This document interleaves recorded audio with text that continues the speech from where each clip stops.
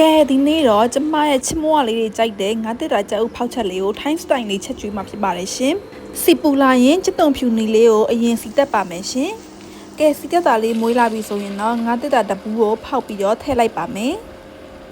မိသားစု3ယောက်ဆိုတော့ကြက်ဥ3လုံးကိုဖောက်ထည့်လိုက်ပါတယ်ရှင်ပြီးတော့အဖုံးလေးအုပ်ပြီးတော့ခဏတည်ထားလိုက်ပါတယ်အဖုံးလေးဖွင့်ပြီးတော့တေချာလေးမွေပြီးမြင်ပါတော့ငါတက်တာကြောက်ဖောက်ချက်လေးရလေးတကယ်အရင်ကိုစားကောင်းပါတယ်ရှင်အိမ်ကတသားနဲ့သူ့ဖေကတော့အဆက်မစားလို့မြုပ်ပြီးစိမ့်လေးတွေညှက်မထည့်တော့ပါဘူးရှင်နန်းနန်းမင်းလေးပဲမွေးရအောင်လို့ညှက်ထည့်လိုက်ပါတယ်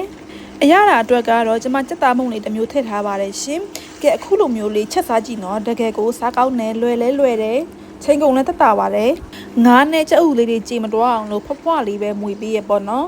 ကဲအခုဆိုရင်ကျမရဲ့ငါးတက်တာကြက်ဥဖောက်ချက်လေးရဖြစ်ရင်ရန်ကိုမွေးပြီးတော့ရန်ကိုရတာရှိပါတယ်ရှင်ကဲအခုလိုမျိုးလေးလည်းချက်စားကြည့်ပါအောင်ရှင်အရန်ကိုလွယ်လို့ပါရှင်စောက်ထိကြည့်ပေးလို့ကျေးဇူးတင်ပါတယ်ရှင်ဘိုင်ဘိုင်